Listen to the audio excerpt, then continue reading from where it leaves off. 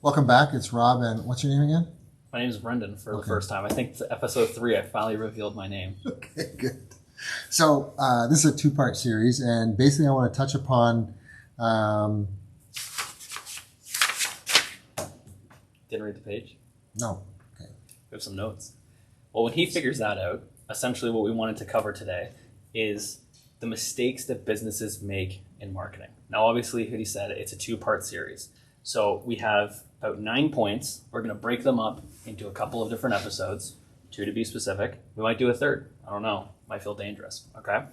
But at the end of the day is businesses make a lot of mistakes. For some reason, we all like to revert to these very basic things because we don't think intrinsically enough on when we're marketing. Now, everyone says, oh, marketing's easy. I do marketing. I was like, yeah. But the guy whose business has been around for 40 years at a family-owned company that everyone in town knows doesn't have to market and says that. I know clients who have been in business for 27 years, don't have a website, don't have any form of social media, yet consistently... I don't want a website. I don't want a computer. Yet consistently make millions and millions and millions of dollars, and they say, it's all in the networking, it's all in who you know. That's fantastic. That's really good. You know, you've built your business, you've done that success story, but in today's day and age, businesses who are under 10 years old or under 5 years old that are saying stuff like that, you're missing out on a lot of aspects, and you don't necessarily have that network or might not have that network in order to grow your business past that amount. Some of those businesses achieve critical mass because the reputation, and then they grew with the community, and then they just have this powerful force of referrals. Yeah. But that doesn't work. That's like in the minority. That's like less than 10% of the businesses out there. And that's in a very, and the sector that's in is a very niche sector where it's a handful of people who control all the business and all the transactions. So if you can know every single person in the industry on a personal level, you don't really need to market yourself. It's simply just a networking piece.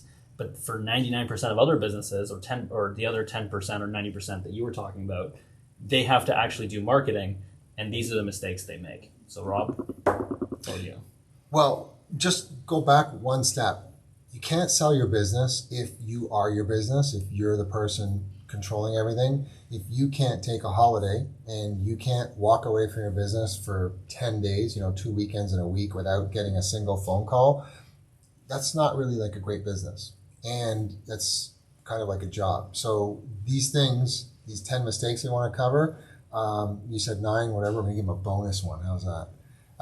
Will help propel you to a position. The business is, we talked about this before, it's supposed to give you what you want out of life, right? So Europeans we live to work, they work to live, and we want to build that for all of us. And you want to be able to get away. You just went away for 2 weeks to Asia. Yep. And I was still working in Asia, to be fair. Well, but you knew that you had to, and you had appointments set up and all that stuff. But I did get pictures, we did talk at the time, and you did some very cool stuff. Yeah, you get to you can sit on the beach in Phuket, and you can watch the ocean and everything, and, have yourself a cerveza and sit on your laptop and do work from the other side of the world if you allow that to, if you create a system that your team can take over and run that. And you know what? He even experienced a little bit of the Matrix, being on a moped and then dodging bullets. This is true. That's a story that I cannot say on a recording. It's true, right? Yeah, it was true. But I can't say it on a recording for just the fact that we might get censored or whatever it is on Facebook or Instagram. Okay. But we'll save that for another time. It was a pretty cool story. Sarah, you meet us in person. Maybe we'll do it on Rumble or something like that. We'll open up a Rumble account. We'll have an uncensored, everyone's drinking and doing all that fun stuff. Okay, so quickly, not testing. I'll hit the buttons, and then you make it as short as possible, and then I can add a thing. We'll go to the next one. Perfect. 30 seconds or less. Okay. Go. Not testing. Not testing. People who put their media online. So say they want to run a Facebook ad, they create one ad, they put that one ad, that ad doesn't perform because there's tons of writing and graphics everywhere, and it's just you look at it, right? So it's like, as a marketer, someone social media, you look at what maybe an old school restaurant does for like an ad on their Instagram. It looks awful, it doesn't generate any business, and then they say marketing's not for them, it doesn't work, and they live in this negative spiral where they're just going down saying, oh, marketing doesn't work, I can't generate any business, and they're just blaming everything other than themselves and not testing. Okay, counterpoint, the Bondic product. So that's this tin which has this liquid plastic in it that you can fix virtually anything that you can't use a glue for. We did essentially a landing page with a headline, subheadline, video picture, copy, offer. But then we took that one headline, changed it 5 different ways, and had 5 of those pages running with only the headline changed. Spent $25 on each. Then we did the same thing, but only changed the subheadline. Then did the same thing and only changed the picture. Same thing, only changed the copy. Same thing, only changed the video. Same thing, only changed the offer. And then we started messing with the buttons and the positions. Mm-hmm. That $25 test times 5, times 5, times 5, times 5. As soon as we got results, we could eliminate the dead ones, boost it up, go to another level. So now you can spend $100. Yeah. That parlayed into $250,000 a week in ad spend on social media that generated tens of millions of dollars of sales. So I'm not saying that to impress you. I'm saying it to impress upon you based on the product you have. This is a product that can go to millions of people. Everybody can use it once. You might not have that kind of an audience. We sold it in, I think, 63 countries. But it does work, but you have to test it. You have to have people in a system. So testing is absolutely critical, right? Perfect. Running institutional ad. What is an institutional ad? Institutional ad is like running radio, running billboard, running print. So Nike, Coke, Apple, in a bus stop. All these aspects that are very, a lot of people come to these big agencies and they're focused on gaining impressions, right? So on large advertising and marketing, it's impression focused. I'm looking to get 1 million impressions. How much does that cost me? And then they go very traditional, very expensive marketing tactics that for 1/10 of the cost, I could replicate those results and get better quantifiable metrics through social media, through Facebook, through Google, through Twitter, all these different advertisements. There's no other way in existence at this time, date, in age that we're existing in that you can do $10 tests to get feedback, to get data, and then expand upon that, kill the dead ones, merge the better ones, and then try and beat that, and then grow the business that way and get results in. So where on earth as a small business can you go spend $10 a day, then $25 a day, and you're only doing it when you have results? Correct. And the only thing I will say is that if your niche is focused in those institutional things, so say for example, it's radio ads, right? For 90% of businesses, radio ads really won't do anything. But if it's something like where, elderly people, right? People above the age of 70 or 75, where they're listening to radio on a constant basis because we stereotype as marketers and we know that people above that age are more heavy into radio. If it's, say, something that involves elderly, like a product offering, if it's local restaurant, if it's a local mechanic shop, stuff like that, where those industries are very... Come on down to our sale this weekend. We got all our snowmobile suits on sale, 70% off. But come down, we're only here Saturday. Yeah, and then but on a local level, Yeah. those can still be effective. But that is probably the only pass that I would say that those businesses can get. Other than that, it's dated with the ages. You need to innovate in order to stay ahead. What's the unique selling proposition? Why is it important? What's the unique selling proposition? Oh, that's question number 3. Is that too tough for you? Yes. Do you need me to take it over? I do. Can you layman's terms it for me? No. So a unique selling proposition is what makes you unique in the market, right? So if we all sell a widget, as they would call it in economics, right? If we all sell a piece of metal that's, say, a 1 by 6 inch piece of metal, well, what makes your piece of metal different than from everyone else's? Is it the color? Is it what it can do? Is it strength, the density, the strength, etc.? Especially in raw material markets, what's that unique selling offering? So with Bondic, the USP that you could say is that it's one of the only types of glues, or not a glue, in the world that I can simply go here, create a dab that won't dry under any form of air. Yeah, there you go right there. But then I shine this little fancy light. I can go in here, and what is that? 1 Mississauga, 2 Mississauga. No, Mississippi's, bro. Mississippi. Well, we're from Canada, so, Okay. So we go there, and then completely rock hard. That was like the lamest tap ever. You're supposed to go tap, tap, tap. There we go. There you go. So at the end of the day, is the USP for this would simply be is that there's nothing like this in the world that for a glue or an adhesive that you can utilize it for. Other glues need air. This uses UV light. Unique selling point, UV light. Be different, stand out. You want to have a USP that people have never seen before. So Pearl Boss is the Swiss knife of apparel decorations, right? Yes. Do you have one for your business? Do I have one for my business? Yeah, make it up. Go. Commerce Connect, marketing agency where you actually have people with a brain that run the company. I'll pull that out of my behind like that. No pressure. Okay, not having a back end, which is not talking about your butt. Well, you're just doing like that, reaching back there, so I don't know. Not having a back end. So a lot of people, I have seen this, especially in the marketing industry, where a lot of clients, their CRM is literally... What the hell's a CRM? What's a CRM? Oh, sorry, acronyms. Sorry, 3-letter acronyms. Customer Relationship Management Software. So this is a software that essentially you can put all your contact data into. You can put all your phone calls. You can log emails. You can develop quotes. A really good platform like this is HubSpot, Zoho. Stop that. High level. We have great our own solutions. Yeah. Also our own. When we created the solution that we now have, yes. You saved how much for me right away when we put it into practice? Out of the gate, a minimum of $2,000 a month. I remember hearing 4. Why 4? Well, a month. Yeah, a month. Okay. Yeah. So for example, is the software that you wanted to use HubSpot. If I were to go into HubSpot and get everything quoted from them, it was going to be about $2,000 a month US to run the system the way you want it to run. I can go into other softwares, and now what's our software that we've created that can do this for literally a tenth of that price. Less than a tenth of that price, maybe a 20th. And we replaced Klaviyo. We replaced ClickFunnels. We've replaced Twilio, so we can do our own inbound calling. We did the Unbounce too. That out of the system. Outbounce. Yeah. We've replaced the CRM, and we've also replaced portions of the lead intake. And we're able to drop voicemails into the people that leave their phone number. Correct. And we have the whole system to follow up, etc. Everything that we were talking about in the other video. So that's what's really cool. Fully automated. And so the benefit of having that back end is that you're able to automate and manage these leads as they come in. Because in businesses that deal in volume, it's really hard to manage those clients. Versus some of the clients that I've met with, and when we first got started with them, I would sit them down for lunch. Their phone system was just their personal cell phone that would ring. So this is a business that maybe does $3-4 million a year. It's the guy's cell phone where he calls it up. Hello, who are you? What do you need? Okay, cool. Yeah, we can do that.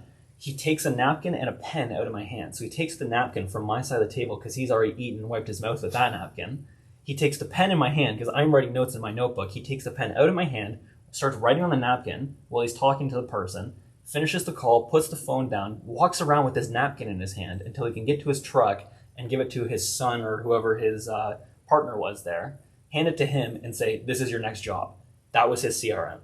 And at the end of the day, that's not sustainable because as you add 10, 20, 30, 40, 50 leads and 50 phone calls, you're not going to be able to manage it with a napkin. You need a back end in order to streamline your process. Okay, cool. Let's do one more and then we'll take a break and we'll jump on to make another segment out of it. Fail to determine or address your customers' or prospects' needs. What do they need and what do they want? So why is that an issue for people? So a lot of people, when they're selling, are not listening. You need to listen. You need to understand what your client wants. If I go into a car dealership, for myself, I'm very picky about vehicles, right? I have a very specific need and want when I get a car. So I go in and I say, listen, I want this model, I want the fast, I want the rim package, I want all these different things. I know exactly what I want. Don't deviate. Just give me what I want. Take the order, take the sale, and move on. And instead of listening and doing that, they say, well, let's check out this SUV. Let's check out this truck. Let's check out this, right? I don't want that. I want a car. That's what I want. You need to listen to your client because at the end of the day, if you don't listen to the client and you're trying to sell them on something else that they don't want and they've explicitly told you that they don't want, they're going to go somewhere else because they're frustrated. Or if they just are hinting in directions of things that they're looking for and you know that there's a product that they can line up, but you're like, oh, I want to push this product and try and make more money out of them. It's not their offering. It's not what they want. It's not going to be a good fit. And it's essentially you can lose out on client retention. Yeah, the risk is that you can lose the customer, and then the risk is that you talk too much, and the risk is that you talk yourself out of the sale because they're annoyed. People are in a rush. In the decoration world, we're low on the totem pole of priorities, right? Like brain surgery is up here, and then shirts and clothing are down here. So we want to make that transaction as easy, as simple as possible. But then when we have the back end, when we have these other tools, we have this remarketing system, and we're sending the thank you notes out and personalizing it, we have the ability to get the other business. So Correct. It's a show and tell business, but it's about listening to the client and then hitting their needs.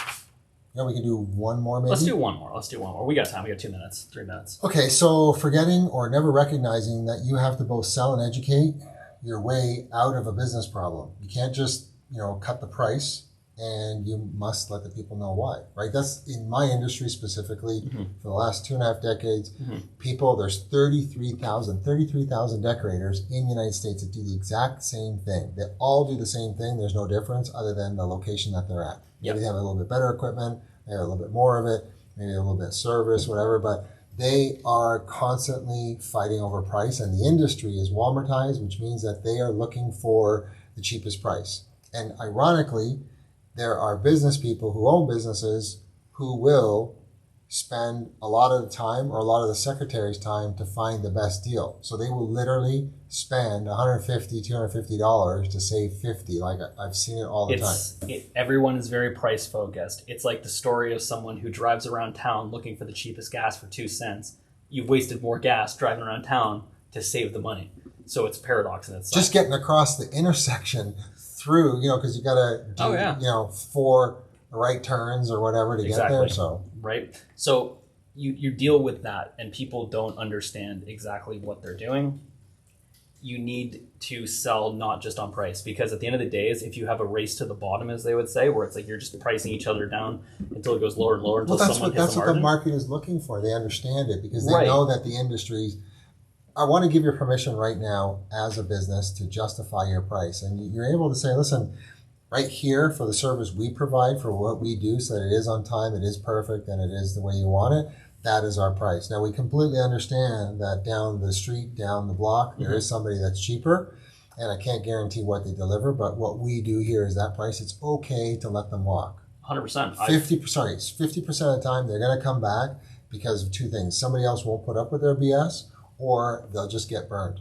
And they won't 100%. Get it on time. I've dealt with clients like that. I've dealt with clients where it's a price-focused aspect that they... For you or them? For me. Okay. For me. So I say, here's the price for service.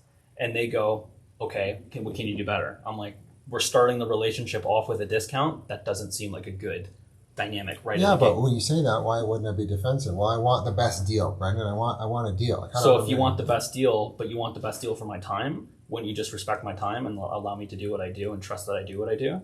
I have no respect for you, Brendan. Oh, sorry, that's another topic. Well, that's that's a kick the client to the curb right there once they do something like that. But if they have an issue with price, say you get them on price, that client is going to be the biggest pain in the ass the entire way through that entire relationship. And the relationship is not going to be as long as the expected lifetime of that relationship. So if I'm a marketing agency, I could say that a client might go 2 years until they either scale up, scale down, sell the business, whatever it might be. A client like that might only be 6 months. So in the decoration industry, it might be 1 decoration because you've just trained them, that they can price shop you all day long. So they will always go find another. Exactly. So you have that, but then I say to someone, if they'll want to leave based on price. So they say, I can't afford it. I found a client that's cheaper. Okay, fantastic. You found an agency that's cheaper. They go to that cheaper agency, 1-800 cheap company kind of thing like that. They get way less service. It's not personalized. They're dealing with just a call center, or they're dealing with just a main contact center. This is a big danger in the industry that Brandon's in, is that, and we've seen it time and time again. We have an example. The appointment this afternoon that I referred you to? Yes. So that is a fitness location. Yeah. And they are paying, $300 a month for somebody just to post the ads. And there's no accountability. There's no reporting. There's no rep, versus someone who wants to work in an agency with me. You're either working with myself, where you can call me, you get my personal number where you can call me, or you can call my number 2 on my team, who will then go and call me to get a hold of me. You can't call him while he's having a number 2. No. Okay. No. Just because I don't know, people driving and they don't hear that right away. That'd be kind of weird, but You know what? That's extra service. You have to pay extra for that. At the end of the day is that I justify my price based on the quality of my work, and I know what my quality and my price is. And someone who is going to try and price drop me or try and cut me on price or save money or pinch pennies, that client will never last, and it's never has. Most of the time you get them in, they want to go 2-3 months. They're always unsure of themselves. They don't want to spend the money in order to see a return. They're always pinching pennies, and they're worried about the invoices and paying late. It's just an ongoing nightmare, and that client drops off. They go to another agency, and they start agency hopping, is what we like to call it, where they jump around to agency to agency to agency. And then they think the whole industry is a scam, trying to rip them off. Yeah, they think the whole industry is a scam. Or, in the certain instances I've had, they come back to you, But the problem is they've come back to you, you've grandfathered them in at a very cheap rate, and they say, oh, I want that same rate. I'm like, you guys have left. It's been 6 months. The rate's a little bit different now. And they have issues with that. And it just continues to perpetuate, and it's always a problem.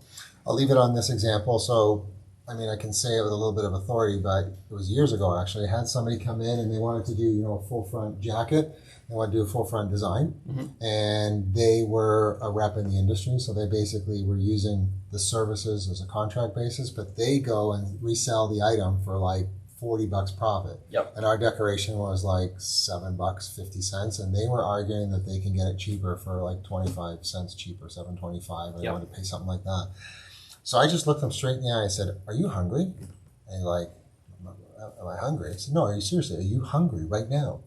And they go, "Well, what are you talking about?" I said, "Can I buy you a Subway sandwich?"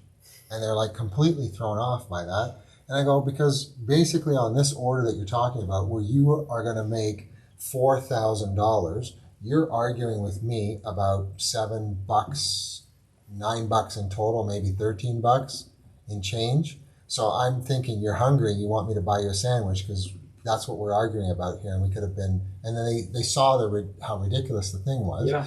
There's nice ways of doing it, but I'm giving you permission as a business owner to stick to your guns because I lose respect. I had another case where one of my clients, before we were involved with them, told me a story that somebody came in and immediately wanted a discount on price, and they immediately caved in. And then right out of the gate, they lost $500, $1,000 profit for absolutely no reason, when it was just an instinctive thing to do, mm-hmm. right? Because if I go to my tire guy, where I go get tires for the family in the winter for my daughter and my girlfriend and everything, the guy doesn't budge on price. Mm-hmm. Now, because I've gone so many times, he takes care of me. Because I've sent him tins, gifts with his logo on. You're getting work for free, kind of. Yeah. That's. I do it because the guys like it. I want good service. I want him to put it on carefully. So it's different because I have a relationship, and he respects that I'm not always beating him up, but then he does take care of me. Mm-hmm. So I want you to have the permission to justify and believe in what you offer, and stick to your guns. Yeah. All right. I ended at that today. Let's end it at that today. Okay, and then we'll hit on the next 5. Fantastic. So if you want to binge watch, it's coming right up. Okay.